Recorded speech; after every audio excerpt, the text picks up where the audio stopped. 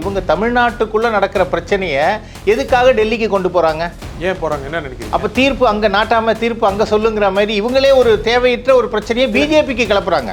நீங்க சொன்ன வார்த்தை தான். அப்ப அமித்ஷா தான் நாட்டாம பண்றாரா? இல்ல பண்ற மாதிரி இவங்க உருவாக்குறாங்கன்னு சொல்றாங்க. அண்ணாமலையே மீண்டும் மாநில தலைவர் ஆக்கணும்னு டிடிவி நினைக்கிறாரா இல்ல அண்ணாமலை தூண்டி தான் டிடிவி சொல்றாரான்னு சொல்லி ஒரு சந்தேகம் எழுதா இல்லையா அந்த இடத்துல? உங்களுக்கு என்ன சந்தேகம் சொல்லுங்க?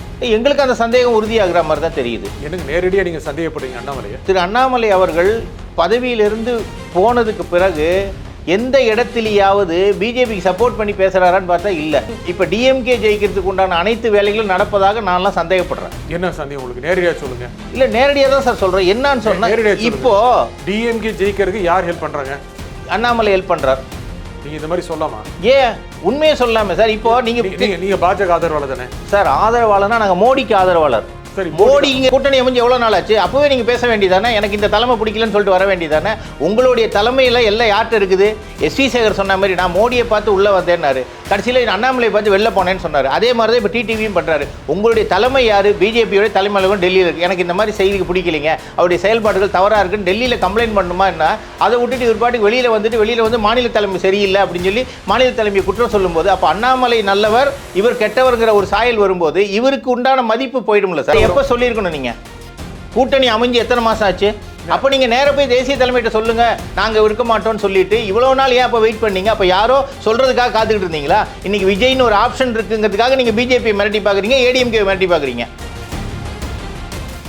50க்கும் மேற்பட்ட உலக நாடுகளில் 100 கோடிக்கும் அதிகமான ஆகாயம் தமிழ் பார்வையாளர்களுக்கு பேரன்பும் திருநன்றி. வணக்கம் ஆகாயம் நண்பர்களே. எடப்பாடி பழனிசாமி எதற்கு டெல்லி செல்கிறார்? அதிமுக ஒன்றிணையுமா இன்னும் பிரியுமா? இதை பற்றி பேசுவதற்காக அகில பாரத மக்கள் கட்சியின் மாநில தலைவர் திரு பாபு பரமேஸ்வரன் இங்கே வந்திருக்கிறார். வணக்கம் திரு பாபு பரமேஸ்வரன்.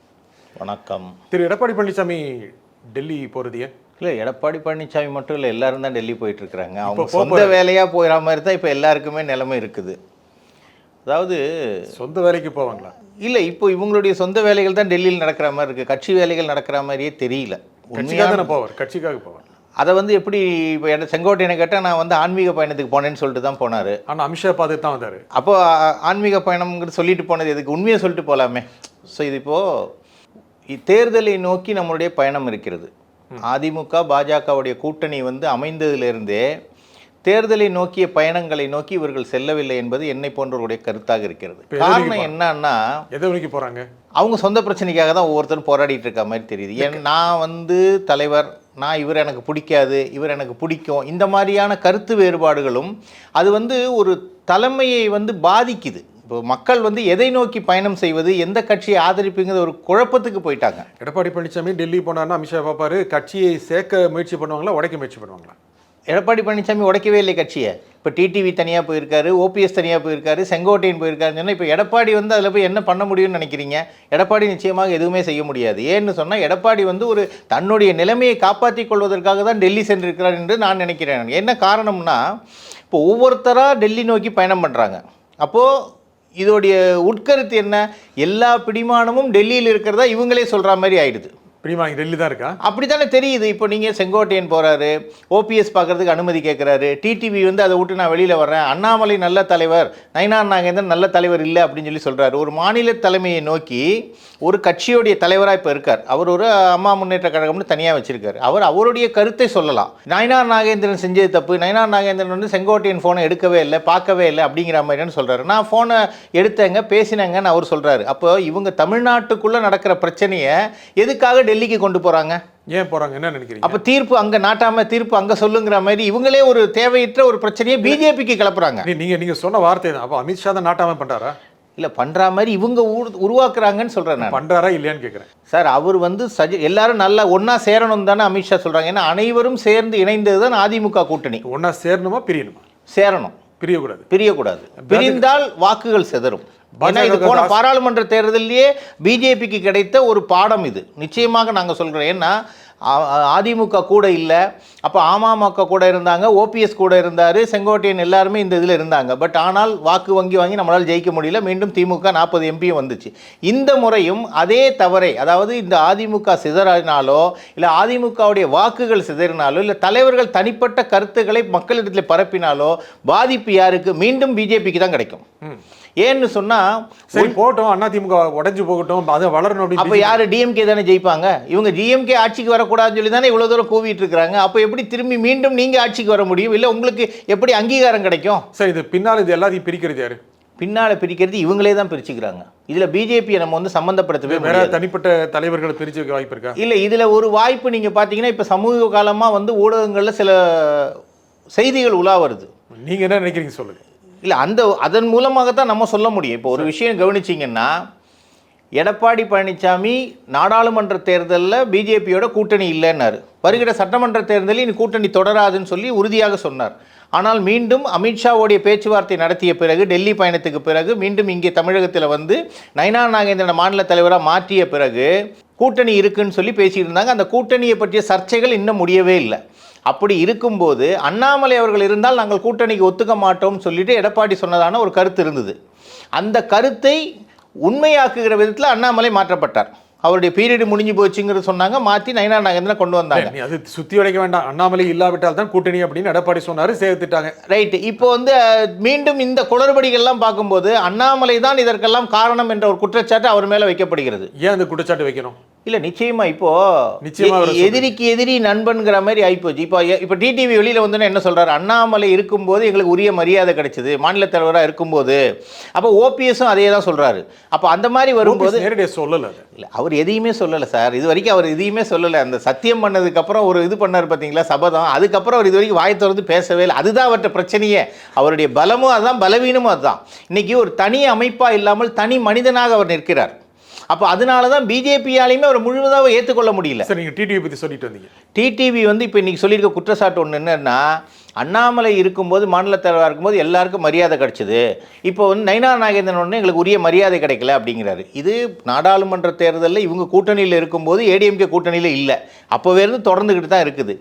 அப்போ என்ன சொல்கிறாரு? அண்ணாமலையே மீண்டும் மாநில தலைவர் ஆக்கணும்னு டிடிவி நினைக்கிறாரா, இல்லை அண்ணாமலை தூண்டி தான் டிடிவி சொல்கிறாரான்னு சொல்லி ஒரு சந்தேகம் எழுதா இல்லையா அந்த இடத்துல? உங்களுக்கு என்ன சந்தேகம் சொல்லுங்கள். எங்களுக்கு அந்த சந்தேகம் உறுதியாகிற மாதிரி தான் தெரியுது. எனக்கு நேரடியாக நீங்கள் சந்தேகப்படுறீங்க அண்ணாமலையை? ஆமாம், நிச்சயமாங்க. இப்போது திரு அண்ணாமலை அவர்கள் பதவியிலிருந்து போனதுக்கு பிறகு எந்த இடத்துலையாவது பிஜேபிக்கு சப்போர்ட் பண்ணி பேசுகிறாரான்னு பார்த்தா இல்லை. இல்லை, தொடர்ந்து பேசுகிறார். தலைமை என்ன சொல்ல இல்லை. அதாவது கொஞ்ச நாள் பார்த்தீங்கன்னா இப்போ தான் ஒரு போன மீட்டிங்கில் தான் வந்து எடப்பாடி முன்னாடி வந்து நில்லுங்கன்னு சொல்லி கூப்பிட்டு தான் நம்ம ஊடகங்களில் பார்த்துருக்குறோம். நிச்சயமாக அவருடைய உள்மை, ஏன்னா அவருக்கு எந்த பதவியும் கொடுக்கல. இப்போ பிஜேபியில் முக்கிய பதவி ஒன்று காத்துட்டு இருக்குன்னு அது இருக்குன்னு சொல்லிட்டு தான் இருக்கிறாங்க. கொடுக்குறாங்களா இல்லையாங்கிறது இனிமேல் கொடுக்கும்போது தானே தெரியும். அவர் எதிர்பார்த்தது மாநில தலைவர் பதவியிலேருந்து நம்மளை மாற்ற மாட்டாங்க, ஏன்னா நமக்கு ஒரு மிகப்பெரிய அலை இருக்கிறது தமிழ்நாட்டில். அது வந்து உண்மையான அலையாங்கிறது தெரியல சார். உண்மையான அலையாக இருந்தால் ஒரு தொகுதியால் நம்ம ஜெயிச்சிருக்கணும் சார். ஒரு தொகுதியிலே நீங்கள் ஜெயிச்சிருக்கணும், நீங்களாவது ஜெயிச்சிருக்கணும்.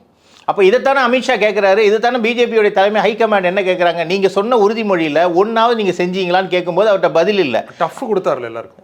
சார் டஃப்புங்கிறதெல்லாம் வந்து நம்மளாக பேசிக்க வேண்டியதா சார். டஃப்புங்கிறது எங்கே வந்துச்சுன்னா, அவர் என்ன பிளான் பண்ணார்? டிடிவியை வச்சு ஓட்டை பிரித்தார். ஏடிஎம்கே ஓட்டை பிரிச்சனால ஏடிஎம்கே 3வது இடத்துக்கு போச்சு. அப்போ டிஎம்கே ஜெயிக்க வச்ச மாதிரியான ஒரு மறைமுகமான ஒத்துழைப்பு மாதிரி தான் இது தோணிச்சுது. இந்த முறையும் இப்போ டிஎம்கே ஜெயிக்கிறதுக்கு உண்டான அனைத்து வேலைகளும் நடப்பதாக நான்லாம் சந்தேகப்படுறேன். என்ன சந்தேகம் உங்களுக்கு? நேரடியாக சொல்லுங்க. இல்லை, நேரடியாக தான் சார் சொல்கிறேன். என்னன்னு சொன்னால், இப்போ டிஎம்கே ஜெயிக்கிறதுக்கு யார் ஹெல்ப் பண்ணுறாங்க? அண்ணாமலை ஹெல்ப் பண்ணுறார். நீங்கள் இந்த மாதிரி சொல்லாமா? உண்மையை சொல்லாமே சார். இப்போ நீங்கள் பாஜக ஆதரவாளர் தானே சார்? ஆதரவாளர்னா நாங்கள் மோடிக்கு ஆதரவாளர். சரி, மோடிங்கிற ஒரு நல்ல மனிதருக்கு ஆதரவாளர், பிஜேபிங்கிற ஹைகமாண்டுக்கு நாங்கள் ஆதரவாளர். பட் தமிழ்நாட்டில் பிஜேபி வராமல் இருக்கிறதுக்கு ஒருத்தர் செயல்பட்டாருன்னா அவருக்கு நாங்கள் எதிர்ப்பாளர் தான். நீங்கள் பிஜேபிக்குள்ள கத்திரி போடுறீங்க. பிஜேபிக்குள்ள அவர் தான் கத்திரி போடுறாரு, அண்ணாமலை தான் கத்திரி போடுறாரு. நீங்கள் தான் எதிர்ப்பாக பேசுறீங்க. இல்லை, எதிர்ப்பாக பேசினா உண்மையை நாங்கள் பேசுகிறோம். நீங்கள் பேசுகிற உண்மையாயிருமா அது? இல்லை சார், இப்போ அவர் சொல்கிறது ஒருத்தர் உண்மை இல்லைன்னு ஆயிருமா? அவர் உண்மை தப்பாக சொல்லி அவர் எங்கே தப்பாக சொன்னார்? அடுத்தவனை கிள்ளி விட்டு பேசாமல் இருக்காரு அவரு. நீங்கள் படுற சந்தேகம் சார். இப்போ டிடிவியை வந்து இந்த மாதிரி பேச சொன்னார். இவ்வளவு நாள் பேசாத டிடிவி என்ன சார் இப்போ புதுசாக பேச வேண்டிய? டிடிவிக்கு தனித்துவம் இல்லையா? பேச மாட்டாரா? இல்லை, பேசலாம் சார். எப்போ பேசியிருக்கணும்? கூட்டணி அமைஞ்சு எவ்வளவு நாள் ஆச்சு? அப்பவே நீங்க பேச வேண்டியதானே, எனக்கு இந்த தலைமை பிடிக்கலன்னு சொல்லிட்டு வர வேண்டியதானே. உங்களுடைய தலைமையில எல்லாம் யார்கிட்ட இருக்குது? எஸ்வி சேகர் சொன்ன மாதிரி நான் மோடியை பார்த்து உள்ள வந்தேன்னாரு, கடைசியில் அண்ணாமலை பார்த்து வெளில போனேன்னு சொன்னாரு. அதே மாதிரி தான் இப்போ டிடிவியும் பண்றாரு. உங்களுடைய தலைமை யாரு? பிஜேபியோட தலைமை அலுவலகம் டெல்லியில் இருக்கு. எனக்கு இந்த மாதிரி செய்திக்கு பிடிக்கலைங்க, அவருடைய செயல்பாடுகள் தவறா இருக்குன்னு டெல்லியில் கம்ப்ளைண்ட் பண்ணணுமா என்ன? அதை விட்டுட்டு இவர் பாட்டுக்கு வெளியில வந்து மாநில தலைமை சரியில்லை அப்படின்னு சொல்லி மாநில தலைமையை குற்றம் சொல்லும்போது, அப்போ அண்ணாமலை நல்லவர் இவர் கெட்டவர்ங்கிற ஒரு சாயல் வரும்போது இவருக்கு உண்டான மதிப்பு போயிடும்ல சார். நம்ம தமிழக மாநிலத்தில் அந்த நயனா நாகேந்திரன் பொறுப்புக்கு வந்துட்டாரு. அப்போ அவருக்கு உரிய மரியாதையை கொடுக்கணும். முன்னால் இருந்த மாநில தலைவர் கொடுத்தால் மட்டும்தான் ஓட்டு வங்கி சேரும். அப்போ இவங்களுக்குள்ளேயே ஒரு பிரிவினைவாதத்தை உண்டு பண்ற மாதிரி பேசும்போது இப்போ எல்லாரும் சேர்ந்து விஜய்க்கு சப்போர்ட் பண்ற மாதிரி போறாங்க. அப்போ என்ன அர்த்தம்? இவரே வழிகாட்டுறாரா? யார் சப்போர்ட் பண்றாங்க? இப்போ டிடிவி என்ன சொன்னாரு? விஜய் நல்ல தலைவராக உருவாயிருக்கான்னு சொல்றாரு. அண்ணாமலை விஜய் நல்ல தலைவராக உருவாயிட்டு வரான்னு சொல்றாரு. அப்போ இது என்ன அடுத்த தலைவர் உருவாக்குறதா நம்ம வேலையாது? அப்போ இதைத்தானே அவர் டிஎம்கேக்கு சப்போர்ட்டா பண்றாங்கிற மாதிரி. இப்போ இருக்கிற ஓட்டை நீங்க வேற பக்கம் தள்ளி விட்டீங்கன்னா யார் ஜெயிப்பாங்க? மீண்டும் டிஎம்கே தான் ஜெயிக்கும். யார் தள்ளி விடுறாங்க? அண்ணாமலை டிடிவி போன்றவர்கள் தள்ளி விடுறாங்க. நீங்க டிடிவி சொல்லுங்க. டிடிவி ஒரு தனியாக சார், இப்போ அண்ணாமலை அதே தான் சொல்றாரு. டிடிவி தனியாக பேசவில்லை என்பது என்போன்றவர்களுடைய வாதம். அப்படி இருந்தால் டிடிவி தனித்துவம் வாய்ந்தவரா இல்லையா? இல்லை. ஏன் அப்படி சொல்றீங்க சார்? அவர் தனித்துவம் வாய்ந்தவராக இருந்தால் இந்த கூட்டணியில் அமைஞ்சது இல்லை. எனக்கு எடப்பாடி வர்றான்னு சொல்லி எல்லாருக்கும் தெரியும்ல. அமித்ஷா வந்து தானே இங்கே டிக்ளேர் பண்ணார். அப்போவே எனக்கு பிடிக்கலன்னு சொல்லிட்டு போக வேண்டியதானே சார்? எனக்கு எடப்பாடி தலைமையில் நான் வரமாட்டேன், நான் என்டிஏலேருந்து விலகிறேன் அப்படின்னு சொல்லிட்டு போக வேண்டியதானே. அவர் எதிர்பார்த்தாரு மாற்றுவாங்க. எப்படி மாற்றுவாங்க சார்? எப்படி மாற்றுவாங்க? அவர் தான் நயனா நாகேந்திரன் தான் அடுத்த 3 வருஷத்துக்குன்னு சொல்லி அவங்களுடைய ஃபார்மா இருக்குது, அதில் தானே வச்சிருக்கிறாங்க. எடப்பாடி அல்ல, பிஜேபியை திரு எடப்பாடி பழனிசாமி தான் இந்த கூட்டணி தலைவர்னு சொன்னாலும் கூட அவர் தான் முதல்வர் அப்படின்னு சொல்லவே இல்லை சார். முதல்ல ஜெயிக்கணும், ஜெயிச்சதுக்கு அப்புறம் தான் யாருன்னு சொல்ல முடியும். ரெண்டாவது, இவர் தலைமையில் மாநில கட்சிகள் தலைமையில் தான் எல்லா தேசிய கட்சிகளுமே வேலை பார்க்குறாங்க. அது காங்கிரஸாக இருந்தாலும் பிஜேபியாக இருந்தாலும் நிச்சயமாக மாநில கட்சிகளுடைய உதவியோடு தான் நம்ம இங்கே ஜெயிக்க முடியும். ஏன்னா டைரெக்டாக ஜெயிக்க முடியுது. ரொம்ப நாள் வரலாறே அப்படி தான் இருக்குது. அப்போது ஒரு மாநில தலைமையை தேசிய தலைமை மாற்றும் போது அவருக்கு அடிபணிஞ்சு, இப்போ அண்ணாமலை என்ன சொன்னார்? நான் தேசிய தலைமை என்ன சொல்லுதோ அதுக்கு அடிபணிஞ்சு நடக்கிறேன்னு சொல்லிட்டு இருக்காரு. இல்லை, இப்போ ஒவ்வொருத்தராக கிளப்பி வெளியில் வரும்போது இது பற்றி பேச்சுவார்த்தை. அப்போ என்ன பண்ணோம்? டிடிவியை கூப்பிட்டு நண்பர் தானே, நீங்கள் பேச வேண்டியதானே, நீங்கள் இந்த மாதிரி பேசாதீங்க போகாதீங்கன்னு சொல்லி உள்ள கொண்டு வந்தாரா? ஓபிஎஸ் பேசி உள்ள கொண்டு வந்தாரா? இன்னைக்கு வரைக்கும் என்ன செஞ்சார் அவர்? அது செய்ய தலைவர் இல்லையா சார்? இவர் எல்லாத்துக்கும் செயல்பட்டிருக்கார் சார். இவர் நான் தான் எல்லாமே டிசைடிங் ஃபேக்டர் நான் தாங்கிற மாதிரி தானே முன்னாடி எலெக்ஷன்ல பேசினாரு. அப்போ இப்போ மட்டும் ஏன் செய்ய மாட்டேங்கிறீங்க? உங்க நண்பர் தானே, நட்பு ரீதியில பேசினாலே போதும்னு சொல்றாரு இல்லையா? இப்போதான் அதெல்லாம் போயிருக்காங்க, அந்த உணர்வு அடங்கி நிச்சயமாக காலம் கனியும் சொல்றாரு சார். இப்போ ஓபிஎஸ் போய் தமிழக முதல்வரை பார்த்துட்டு வந்தாரு. ஆமா, இது ஏடிஎம்கே டிஎம்கேங்கிற இரு பெரும் கட்சிகளில் ஒரு முதலமைச்சராக இருந்தவர் இன்னைக்கு இருக்கிற முதலமைச்சரை போய் வீட்டில் பார்த்துட்டு வந்திருக்காரு தேசிய ஜனநாயக கூட்டிலேருந்து வெளில வந்ததுக்கப்புறம். அப்போ இதை நீங்கள் எப்படி எடுத்துக்குவீங்க? அதே நாள் காலையில் பார்த்துட்டு அப்பாயின்மெண்ட் வாங்கி சாயந்தரம் போய் பார்த்துருக்காரு. காலையில் வெளியே வந்தாரு, சாயந்தரம் போய் பார்த்துட்டாரு. காலையிலேயும் வாக்கிங் போகும்போதும் போய் பார்த்துருக்காரு, சாயந்தரம் போய் திரும்பி பார்த்துட்டாரு. அப்போ இதை எப்படி எடுத்துக்குவீங்க? நல்லா விசாரிக்க போனேன், நம்ப மாட்டீங்களா? நல்லா காலையில் விசாரிச்சது பத்தாதான் திரும்பி சாயந்தரம் போய் விசாரிப்பீங்களா? விசாரிச்சிருப்பாரு சார். இது இப்போ இவர் செங்கோட்டையன் டெல்லிக்கு போகும்போது சொல்லிட்டு போனதா, நான் ஹரித்வார் போறேன்னு சொல்லிட்டு அமித்ஷா பார்த்து வந்தாரு. எல்லாருமே டெல்லிக்கு போய் பார்ப்பது இன்னைக்கு அவங்க சின்னம்மா சொல்லியிருக்க மாதிரி தான் இருக்குது. எல்லாரும் சொந்த விஷயத்துக்காக போறாங்கன்றார். அதே தான் நாங்களும் சொல்றோம். அவங்க பிரச்சனைக்காக அவங்க போயிட்டு வர்றாங்க. இதனால் தமிழ்நாட்டில் ஏடிஎம்கே உடைய வாக்கு வங்கி பாதிக்கும். ஏடிஎம்கே வாக்கு வங்கி பாதித்தால் அது பிஜேபியும் பாதிக்குங்கிறது என்னை போன்ற பிஜேபி விசுவாசிகளுக்கும் ஏடிஎம்கே நல விரும்பிகளுக்கும் இது மிகப்பெரிய ஒரு கஷ்டமான விஷயம். சேர்த்து வைக்க வேண்டியதானே சார்? சேர்த்து வைக்க எல்லாத்துக்கும் அண்ணாமலே குறை சொல்றீங்க சார். இங்க உட்காந்துட்டு குட்டையை குழப்பிட்டு இருக்காரு சார் அவரு. நீங்க ரொம்ப கடுமையா பேசுறீங்க. நிஜத்தை சொல்றோம், நிஜத்தை சொல்லுகிறோம். இதை அண்ணாமலை ஆதரவாளர் நிச்சயமாக எதிர்ப்பார்கள். நீங்க அவருக்கு எதிர்ப்பான எதிர்ப்பு இல்லை, நீங்க செய்யக்கூடிய செயல். நீங்க ஆன்டி அண்ணாமலையா? இல்லை சார், நான் ஆன்டி பிஜேபி ஆன்டி அண்ணாமலையே கிடையாது. நாங்க பிஜேபி சப்போர்ட்டர்ஸ், உண்மையான பிஜேபி சப்போர்ட்டர்ஸ். ஆனா தமிழ்நாட்டுல அண்ணாமலை வந்த பிறகு தான் பிஜேபி சார். ஒரு மனிதனை நம்பி அண்ணாமலையை கண்டுபிடிச்சது பிஜேபி சார். பிஜேபி அண்ணாமலை கண்டுபிடிக்கல. இல்ல, அண்ணாமலையோட திறமையை கண்டு கண்டுபிடிக்கல. என்ன திறமை? அது வரைக்கும் அவர் அரசியல் அவருக்கு என்ன அனுபவம் இருக்குது? அது நீங்க பிஜேபி தலைமை கேட்கணும். அதைத்தான் சார் அவங்கள கூப்பிட்டாங்க. 1 வருஷம் எல்முருகன் இதை கொடுத்தாங்க, ஒரு பதவியை கொடுத்தாங்க. அடுத்து 3 வருஷம் அவர் கொடுத்தாங்க, முடிஞ்சதில்லை. இதுக்கு முன்னாடி இருந்த மாநில தலைவர்கள்லாம் எப்படி ஒதுங்கி பேசாம இருக்கிறாங்க? பாரம்பரியமிக்க கட்சி சார். ரொம்ப ஒரு வைப்ரண்டான தலைவர், மறுக்க முடியுமா? என்ன வைப்ரண்டான தலைவர் சார்? என்ன சாதனை இருக்குது? இல்ல, அவர் பேச்சு, கொடுக்கிற அதிர்வலை, அவர் கொடுக்கிற அவருக்கு கிடைத்த சப்போர்ட் யாருக்கு கிடைத்திருந்தாலும் இந்த வைப்ரண்ட கொண்டு வந்திருக்கலாம். அவருக்கு கிடைக்கல. மத்தியில் ஆளக்கூடிய பிஜேபி அரசு அவருக்கு அந்த சுதந்திரத்தை கொடுத்தது. அது நல்லா பேசினார்ல, அந்த மாதிரி பேசினார் சார். இப்பவும் நல்லா தான் பேசுறாரு. ஆனா அது ஆன்டி பிஜேபியா போயிட்டு இருக்கு. நீங்க எதுவுமே பேசக்கூடாதுங்கிறீங்க. பேசலாம், நல்ல விஷயத்தை பேசுங்க, எல்லாரையும் சேர்றதுக்கு பேசுங்க. அப்படிதான் பேசிட்டு இருக்காரு சார். அது செயல்பாடுகள் அப்படி இல்லை. செயல்பாடுகள் அப்படி இல்லை. அவருடைய பேச்சுக்கள் இப்போ மாறி இருக்குது. ஏன்னா என்ன காரணம்? தனக்கு வந்து தேசிய தலைமையில் ஒரு பதவி கிடைக்கும்னு நினைச்சாரு. ஒரு பதவி காத்து இருக்கு அவருக்கு. அவர் பெரிய அது பதவி வந்து யூகத்தின் அடிப்படையில் சொல்லக்கூடியது. பல பதவிகள் சொல்லியாச்சு. இல்ல தேசிய தலைவர் இன்னும் மாற்றப்படல. அது வந்த பிறகு பெரிய பதவி. அப்ப இவரே அவசரப்படுறாரு. அமைதியான தொண்டனா சார் வேற யாராவது பேசுறாங்களா? சரி, வேற பிஜேபியில் இருக்கக்கூடிய நயினார் நாகேந்திரன் அவர் சொன்னாரு, நான் தென்றல் அவர் சிலவங்க நரசிம்மராவ் நம்ம பிரைம் மினிஸ்டர் இருக்கும்போது அவர் பேசவே மாட்டார் சார். 13 லாங்குவேஜ் அவருக்கு தெரியும். ஆனா நிறைய காலேஜ் சாதிச்சாது மைனாரிட்டி கவர்மெண்ட்ல காங்கிரஸ் கவர்மெண்ட்டை கொண்டு போனாரு இல்லையா? அவர் இருக்கும்போது தான் பாபரி மஸ்ஜித்தை இடிச்சது. எப்படி ராஜதந்திரமா வேலை பார்க்கறதுங்கிறது நரசிம்மராவ் 1 கோடி ரூபா அர்ஷத் மேத்தா கொடுத்தேன்னு சொன்னார். அதுக்கு வாங்கினேன்னு சொல்ல, கொடுக்கலன்னு சொல்லலை. பெட்டி அளவெல்லாம் நம்ம பேசிட்டு இருந்தோம். அது ராஜதந்திரம். இதே மைனாரிட்டி கவர்மெண்ட்டை வச்சு 5 வருடங்கள் நிறைவு செய்த நரசிம்மராவை கண்ட பூமி இது. அப்போ பேசுறதுங்கிற முக்கியம் இல்லை, என்ன பேசுகிறோங்கிறது முக்கியம். இன்றைக்கி அவர் மேலே 80 கோடி ரூபா அலிகேஷன் வந்திருக்குது. அப்போ என்ன விஷயம் அது? இப்போ எடப்பாடி பழனிசாமி கொண்டு போய் 18 அமைச்சர்கள் வந்து இவருக்கு மணல் மாஃபியாவுக்கு பணம் கொடுத்தாங்கன்னு சொல்லி ஒரு லிஸ்ட்டை கொடுத்தார் அமித்ஷாட்னு சொல்லி ஊடகத்தில் செய்தி வருது. அதனால தான் இவர் மாற்றப்பட்டான்னு சொல்லுது. அப்போ அந்த மாதிரியான குற்றச்சாட்டுகள் வரும்போது நான் பரிசுத்தவானா இருக்கலாம் சார், நான் பரிசுத்தவானா நிரூபிக்கணும். ஏன்னா சீதையவே வந்து சந்தேகப்பட்ட பூமி நம்ம பூமி. அவங்களே தீக்குளிச்சு தான் வெளில வந்தாங்க. அப்போ அதே மாதிரி 80 கோடி ரூபா வந்து இல்லை நான் வந்து மாட்டு பண்ண வைக்க போகிறேன், அதுக்கு லோன் அப்ளை பண்ண போகிறேன் எல்லாம் விளக்கம் கொடுத்துட்டாரு. நீங்கள் அதை குறை சொல்ல முடியாது சார். வாட்சியில் ஆரம்பித்த பஞ்சாயத்து இன்னும் முடியல சார். நண்பர்கள் தான் வீட்டுக்கு வாடகை கொடுக்குறாங்க சொன்னார். எந்த நண்பர் சார் சும்மா வாடகை கொடுப்பாங்க? நீங்கள் அரசியலுக்கு வாங்க, நீங்கள் அரசியலுக்கு வாங்க, எல்லாம் ஒன்று தான். அரசியலை பொறுத்த வரைக்கும் அதில் அரசியல் பண்றாரு.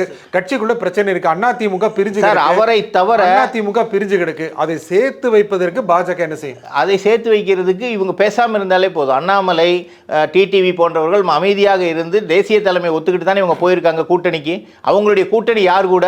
பிஜேபி கூட தானே. டிடிவி வெளியே வந்துட்டாரு, அவர் நீங்க பேசக்கூடாதுன்னு சொல்லக்கூடாது. எப்படி சொல்ல முடியும் சார்? பேசலாம் சார். வந்ததுக்கு அப்புறம் சேற்றை வாரி இருக்கக்கூடாது. நேரம் சொல்ல, எடப்பாடி முதலமைச்சராக இல்லாவிட்டால் நாங்க அதை எப்ப சொல்லியிருக்கணும்? நீங்க கூட்டணி அமைஞ்சு எத்தனை மாசம் ஆச்சு? அப்போ நீங்க நேர போய் தேசிய தலைமையிட்ட சொல்லுங்க, நாங்க இருக்க மாட்டோம்னு சொல்லிட்டு இவ்வளவு நாள் ஏன் அப்ப வெயிட் பண்ணீங்க? அப்ப யாரோ சொல்றதுக்காக காத்துக்கிட்டு இருந்தீங்களா? இன்னைக்கு விஜய்னு ஒரு ஆப்ஷன் இருக்குங்கிறதுக்காக நீங்க பிஜேபி மிரட்டி பாக்குறீங்க, ஏடிஎம்கே மிரட்டி பாக்குறீங்க. விஜய்ங்கிற ஆப்ஷன் இருக்குல்ல டிடிவிக்கு. அதான் இப்ப திருமாவளவன் சொன்ன மாதிரி அந்த கதவை நாங்க மூடி வச்சிட்டோம்னாரு. இப்ப விஜய் யாருக்கும் கதவை திறக்கல. அவர் இப்ப மூடிட்டு பேசாம உட்காந்துருக்காரு பனையூர்ல. டிடிவி ரெடியா இருக்காரு. டிடிவி போறதுக்கு ரெடியா இருக்காரு. உண்மை. ஏன்னா அவர் வார்த்தையிலேயே அது வருது. இப்போ அவர் தலைவராக, இப்போ விஜயை வந்து நடிகராக பேசினவர் இன்னைக்கு விஜய் தலைவராக ஒத்துக்கிறாரு. தலைவர் தானே சார். தலைவருங்கிறது வந்து வேற விஷயம். அவர் இனிமேல் செயல்பாடுகளுக்கு அப்புறம் தான் அவர் தலைவராக என்னங்கிறது தெரியும். இன்னைக்கு வரைக்கும் நடிகராக தான் இருக்கார். ஆனால் அவர் வர்றது பல கட்சிகளில் டென்ட் ஏற்படுத்தும், வாக்கு வங்கியில் பிரச்சனை ஏற்படுத்தும். சார், வாக்கு வங்கிகளில் என்னங்கிறது 26 தேர்தல் தேதி அறிவிச்சதுக்கு அப்புறம், தேர்தல் நடந்ததுக்கு பிறகு தான் தெரியும். தேர்தல் மேலே கூட்டணி அமையும்ல? இல்லை, கூட்டணி வந்து சார் இப்போ நிறைய கூட்டணிகள் அமையுது. அந்த கூட்டணிகள்லாம் வெற்றி பெறுமாங்கிறது தெரியாது. அவர் வர்றது யாருக்கு முதல் இழப்பு சொல்லுங்க? இல்லை, அவர் வர்றது யாருக்கும் இழப்பு இல்லை. யாரோ ஒருத்தர் இல்லை, அவர் வர்றது யாருக்குமே இழப்பு இல்லை. எப்படி சொல்கிறேன்னா, அவருடைய வாக்கு வங்கிங்கிறது சீமான்கிட்டேருந்து கொஞ்சம் வாக்கு வங்கி வரும், இளைஞர்கள் வாக்கு வங்கி, விடுதலை சிறுத்தைகள்லேருந்து கொஞ்சம் வரும், ஏடிஎம்கே பிடிக்காதவங்க, இந்த பிஜேபி அலையன்ஸ் பிடிக்காதவங்க கொஞ்சம் வாக்கு வங்கி வரும். 2026 வரக்கூடிய நியூ கமர்ஸ் ஓட்டு வந்து கொஞ்சம் வரும். அதாவது எப்படி கமலஹாசன் வந்து 3.5% ஃபஸ்ட்டு எலெக்ஷனில் வாங்கினாரோ அதே போன்ற புதிய வாக்காளர்களுக்கு வந்து இந்த அரசியல்வாதிகளை தெரியாது. அவர்களுக்கு தெரிந்தது நடிகர் விஜய். அதனால தான் அவர் தெளிவாக மதுரை மாநாட்டில் சொன்னார், எல்லா ஊர்லேயும் ஏன் மூஞ்சியை ஞாபகம் வச்சுங்கன்னாரு. பட் அவர் மூஞ்சி அந்த மிஷினில் இருக்காதுங்கிறது அவர் மறந்துட்டார். அவர் சின்னம் தான் அங்கே இருக்கும். அது போதுமே. அந்த சின்னம் வந்து இன்னும் பிரச்சனையில் இருக்குது சார். அது சின்னம் கிடைச்சாலும் விஜய்ங்கிற பெயர் எப்போது என்ன சார்? விஜய்ங்கிற பேர் அங்கே இருக்காது சார். அது தெரியும். அங்கே இருக்கக்கூடிய அவருடைய அளவுக்கு அறியாமையில் வேட்பாளர், அவருடைய வேட்பாளருடைய பேர் தான் அங்கே இருக்கும். சின்னம் இருக்கும், சின்னம் இருக்கும். அந்த சின்னம் வந்து இப்போ நம்ம சீமான் அவர்களுடைய சின்ன குழப்பம் மாதிரி வரக்கூடாது. அது இன்னைக்கு அவருடைய கூட்டம் அவர் என்ன பேசுறாருன்னு கவனிக்குது. அவர் எல்லா கட்சிகளிலிருந்து ஓட்டு எடுப்பாருங்கிறது தெரியுது. நீங்க சொன்ன மாதிரி சீமானுக்கும் பாதிப்பு ஏற்படலாம், மற்ற நீங்கள் விடுதலை சிறுத்தைகள் போன்ற திமுக போன்ற கட்சிகளும் அதிகம் பாதிக்கப்பட போவது அதிமுக. மறுக்க முடியுமா நீங்க? இல்லை, அதிமுகவில் பாதிப்பு ஏற்படாது சார். ஏன் ஏற்படாது? இல்லை, ஏன்னா அதெல்லாம் சாலிட்டான ஓட்டு வங்கி. அவங்கெல்லாம் அரசியல் பாரம்பரியமாக அண்ணா காலத்தில், கலைஞர் காலத்தில், எம்ஜிஆர் காலத்திலேருந்து இருக்கக்கூடிய தொண்டர்கள். விஜயோடைய தொண்டர்கள் அப்படிங்கிறவங்க இன்னும் சினிமா ரசிகர்களாக தான் இருக்கிறாங்க. ஒரு நடிகராக வரும்போது அவர் நடிகராக தான் இன்னும் பார்க்குறாங்களே தவிர அவர் சொல்லக்கூடிய கருத்துக்களையோ இல்லை இன்னொன்று மாற்று திட்டங்கள் எதையும் அவர் சொல்லலை சார். உங்கள் மேலே ஒரு குற்றச்சாட்டு வைக்கும்போது அந்த குற்றச்சாட்டை என்ன சரி பண்ணணுங்கிற கேள்வியை நான் கேட்கும்போது பதிலும் எனக்கு தெரியணும். கேள்வி மட்டும்தான் எனக்கு கேட்க தெரியுங்கிற மாதிரி இப்போ திமுக அரசு மேலே அவர் குற்றச்சாட்டு வைக்கிறார், ரைட். அந்த குற்றச்சாட்டுகளுக்கு சரியான வழி எதுன்னு நீங்கள் காட்டிருக்கீங்களா? உங்கள் இளைஞர்களுக்கு, உங்களை நம்பி வரக்கூடிய தொண்டர்களுக்கு, ரசிகர்களுக்கு என்ன வழியை நீங்கள் காட்ட போகிறீங்க? ஏன்னா இப்போ மதுரையில் மாநாடு நடத்தினார், 1.5 லட்சம் சேரில் 50,000 சேர் உடஞ்சி போச்சுங்கிறாங்க. இப்போ இந்த திருச்சி மாநாடு வந்து எவ்வளவோ பேர் வந்து இப்போ ஒருத்தர் அப்பா இறந்தவர் வந்து ஏர்போர்ட்லேருந்து போக முடியலன்னு சொல்லி லைவ் ரிலே கொடுக்குறாங்க. ஸோ இந்த மாதிரியான இடையூறுகள் மக்களுக்கு வரும்போது அந்த சாதாரண பொதுமக்கள் என்ன யோசிப்பாங்க? இந்த இடையூறு தான் அவனுக்கு கண்ணில் போய் நிற்கும். என்னடா வர்றதுக்கு முன்னாடியே இவ்வளோ இடைஞ்சலா, வந்தால் இன்னும் என்ன ஆகும்? ரெண்டாவது, இளைஞர்கள் பட்டாலும் அவர்கிட்ட இருக்குது சார். ஆனால் அந்த இளைஞர்கள் பட்டாலும் அனைத்து வாக்குகளாக மாறுமா என்பது 26 தேர்தலில் தான் தெரியும். அதற்கு பிறகுதான் அவரை கட்சி தலைவராகவோ இல்லை அந்த கட்சியை அங்கீகரிப்பதா என்பதை நம்மை போன்ற முதிர்ந்த அரசியல்வாதிகள் வந்து ஒத்துக்க முடியும். அதிமுக இழப்பு ஏற்படும் அப்படிங்கிற ஒரு அச்சம் இருக்குல்ல? எல்லா கட்சிக்குமே இருக்கும் சார். எல்லா கட்சிக்கும் இருக்கு. எல்லா கட்சிக்குமே இருக்கும். திமுக தான் அவருக்கு முதல் ஆப்ஷனே. திமுகவுக்கு இருக்கு. ஏன்னா அவர் படத்தை ரிலீஸ் பண்ண விடாம ரெட் ஜெயண்ட் கொடுக்காம போனதுனால தான் அவருக்கு இந்த கோவமே வந்தது. அதுலேருந்து ஆரம்பித்த பஞ்சாயத்து தான் இன்னும் முடியல. எங்கிட்ட ஒரு கூட்டம் இருக்குது, நான் உங்களை மிரட்டி பார்க்குறேன் அப்படிங்கிற மாதிரி தான் அவருடைய போக்கு இருக்குதே தவிர. விஜய் வருவது எல்லா கட்சிகளும் இழப்பு ஏற்படுத்தும். அது அதிமுகவுக்கு இருக்கலாம், திமுகவுக்கு இருக்கலாம். நீங்கள் சொன்ன சீமான் அதற்காக ஆட்சி அமைக்க முடியாது சார். ஆனால் இழப்பு ஏற்படும். அந்த இழப்பு ஏற்படுவதன் மூலம் அதிமுக இன்னும் பலவீனமாகக்கூடும். ஆகையால அதற்கான வழிகளை ஏற்படுத்தணும் அப்படின்னு எடப்பாடி நினைப்பார்ல? இல்லை, கண்டிப்பாக எடப்பாடி அதனால தான் யோசித்து தேசிய தலைமையான பிஜேபியோட கூட்டணியில் வச்சு இந்த முறை நம்ம திமுகவை வீழ்த்த வேண்டும் என்ற நல்ல நோக்கில் தான் போயிருக்கிறாரு. பட் இதெல்லாம் சிறு சிறு இடையூறுகள் வரத்தான் செய்யும். பட் இதெல்லாமே வந்து மொத்த வாக்கு வங்கியை பாதிக்காது. 2% 3% போது மொத்தமாக சேர்ந்தீங்கன்னா ஒரு 10 to 12% வந்து விஜய் வாங்குவார், இன்க்ளூடிங் 2026 வரக்கூடிய நியூ கமர்ஸ் ஓட்டையும் சேர்த்து. ஸோ அப்படி வந்தாலும் ஆட்சி அமைப்பது என்பது வாய்ப்பு இல்லை. ஆனால் ஒரு பாதிப்பை ஏற்படுத்துவார். சில இடங்களில் வாக்குகள் வந்து குறையும். சரி, ஒரு 22 தொகுதிகளில் அவருடைய வாக்கு வங்கிகள் வந்து மற்ற கட்சிகளை பாதிக்கும்னு ஒரு ரிப்போர்ட் இருக்குது. சரி, இப்போ முக்கியமாக நிறைய பேர் பிரிஞ்சுட்டாங்க. சேர்த்து வைக்கணும்னு செங்கோட்டையன் சொல்லிட்டு இருக்காரு. செங்கோட்டையன் டெல்லி போயிட்டு வந்தது தான் இப்போ எடப்பாடி போகிறாரு, அமித்ஷாவை பார்ப்பாரு. சேர்த்து வைக்கிறதுக்கான என்ன முயற்சியை அமித்ஷா எடுப்பார்? இல்லை, முதல்ல இப்போ ஒவ்வொருத்தராக தனித்தனியாக டெல்லி போய் பார்த்துட்டு வந்ததுனால அதான் சொல்கிறேனே, முகமது பின் துக்ளக் படத்தில் சொல்லுவார், இந்த பிரச்சனையை பற்றி நான் அமெரிக்காவில் போய் பேசுகிறேன்னு சொல்லுவார். ஏங்க அமெரிக்காவில் போய் நான் அமெரிக்கா பார்க்க வேண்டாமான்னு கேட்பார். அந்த மாதிரி உங்கள் ஊர் பிரச்சனை, உங்கள் கட்சி பிரச்சனை நீங்கள் எல்லாம் உட்காந்து பேசணும். ரெண்டாவது, இந்த கூட்டணி வேணும், எல்லாரும் சேர்ந்து இருக்கணும்னு சொல்லக்கூடிய எல்லாரும் முதல்ல சேரணும். செங்கோட்டையன் ஆகட்டும், டிடிவி ஆகட்டும், ஓபிஎஸ் ஆகட்டும், சின்னம்மா சசிகலாவாகட்டும், இவர்கள் அனைவரும் ஒன்று கூடி நாங்கள்லாம் ஒத்துமையாக இருக்கோன்னு காட்டினால்தான் மற்றவர்களை பற்றி பேச முடியும். இப்போ கேசி பழனிசாமி ஒரு பக்கம் தனியாக ரிப்போர்ட் கொடுக்குறாரு, புகழேந்தி வந்து தனியாக ஒரு ரிப்போர்ட் கொடுக்குறாரு. அப்போ இந்த 6 பேரும் நாங்கள்லாம் ஒன்றா இருக்கோம்னு சொல்லி ஒரு இடத்துல உட்காந்தாங்கன்னா சரி ரைட்டு, மக்களுக்கு ஒரு நம்பிக்கை வரும், அப்போ தொண்டர்களுக்கு ஒரு நம்பிக்கை வரும். இவங்க 6 பேரும் 6 ரிப்போர்ட்டை கொடுத்துட்டு எல்லாரும் டெல்லிக்கு போயிட்டு இருந்தாங்கன்னா இங்கே இந்த பிரச்சனையை டெல்லியில் போய் என்ன பண்ண முடியும்? அவங்க கூப்பிட்டு சொல்ல தான் முடியும். சரிங்க எல்லாரும் சேர்ந்துருங்கன்னு அவங்க ரொம்ப நாளாக சொல்லிட்டு தான் இருக்காங்க. யாரையும் பிரிக்கணும்னு அவங்க நினைக்கல. சொல்லுவாங்களா, மிரட்டுவாங்களா? மிரட்டலாம் மாட்டாங்க. அதெல்லாம் தப்பான யூகங்கள். சும்மா என்ன மிரட்டுறதுக்கு இருக்குது? ஒன்றும் மிரட்டுறதுக்கு இல்லை, அவங்க ஆட்சியிலேயே இல்லை. ஆனால் மிரட்டுறதுக்கு எடப்பாடிலாம் அப்படின்னு இல்லை சார், மிரட்டுறதுக்கே வேலை இல்லை. இப்போ இவங்க போய் சொல்லிட்டு வந்ததுக்கு ஒரு விளக்கம் அவர் சொல்லிட்டு வருவார். எடப்பாடி போய் சொல்லிட்டு, ஆமாம், இப்போ செங்கோட்டையன் போய் என்ன சொல்லிட்டு வந்திருக்காரோ அதுக்கு ஒரு விளக்கம் இருந்தால் சொல்லிட்டு வருவாங்க. சேர்த்துக்க மாட்டேன் பாரு, அது அவர் என்ன சொல்றாங்கிறது அவர் வந்ததுக்கு அப்புறம் தான் தெரியும். அவர் முடிவை நம்ம சொல்ல முடியாது. அப்படித்தானே சொல்லிட்டு இருக்காரு. இல்ல, அவரு ஒரு கட்சிக்கு விரோதமாக செயல்படும் போது நிச்சயமாக அந்த நடவடிக்கை எடுத்ததாக. ஒரு தலைமையில் இருக்கவங்க வந்து இப்போ என் கட்சியில் ஒரு தொண்டர் வந்து என்னை பற்றி குற்றம் சொல்றாருன்னா அப்போ மீண்டும் அவர் செஞ்சுக்கிட்டே இருப்பார், நான் விட்டுக்கிட்டே போக முடியாது. நல்லதுதானே சொல்றாரு செங்கோட்டையன். அது நல்லதுக்கா இல்லையாங்கிறது எடப்பாடியில் முடிவு பண்ணணும். எடப்பாடி வேண்டாங்கிறது அவருக்கு நல்லது கிடையாது. எடப்பாடியுடைய தலைமை வேண்டாங்கிறது அப்போ எப்போ சொல்லியிருக்கணும்? இந்த கூட்டணி அமையும் போது இல்லை எடப்பாடி தலைமையை நாங்கள் ஒத்துக்க மாட்டோம்னு இவங்க யாருமே சொல்லலையே. செங்கோட்டையன் சொல்கிறேன், செங்கோட்டையனுமே சொல்கிறேன் நான். இப்போ இந்த கூட்டணி அமைஞ்சது இல்லை, அப்போ நடுவில் ஒரு பிரச்சனை பண்ணார்ல அவர். அப்போ பிரச்சனை பண்ணும்போது அப்போ என்ன பண்ணார்? திரும்பி சரின்ட்டு தானே வந்தார். அப்போ ஒரு வாட்டி டெல்லி போயிட்டு வந்தாரா? அப்போ என்ன பண்ணார்? திரும்பி அமைதியாக இருந்தாரா? இப்போ 10 நாள் கெடு கொடுத்தாரு. இன்னையோட அந்த 10 நாள் கெடு முடியுதுன்னு நினைக்கிறேன். அப்போ என்ன ஒருத்தம், இவங்க வந்து சும்மா ஒரு பூச்சாண்டி காட்டுற மாதிரி இருக்குது. யாருக்கு? எடப்பாடிக்கு. பயப்பட மாட்டார், அவர் பயப்பட மாட்டார். இப்படி கட்சி இந்த மாதிரி பலவீனம் அடைந்து இருந்தாலும் கட்சி பலவீனம்லாம் அடையல சார். யார் சார் செங்கோட்டையன் இருக்கு? அந்த தொகுதியுடைய சில குறிப்பிட்ட ஆளுங்க இருக்கிறாங்களே தவிர மற்றபடி அந்த நிர்வாகிகள் வந்து பலமாக தான் இருக்கிறாங்க. யாருமே இப்போ செங்கோட்டையன் பின்னாடி எல்லாருமே போயிட்டாங்களா? எல்லாரும் மனக்குறை இருக்குல்ல நிறைய நிர்வாகிகளுக்கு. என்ன மனக்குறை? இவங்களை சேர்த்துக்கலங்கிறதா? எல்லா கட்சி இன்னும் கொஞ்சம் பலமா இருக்கும் அப்படின்னு. இல்லை சார், பலவீனம் இவங்க தானே பலவீனமே படுத்துறாங்க.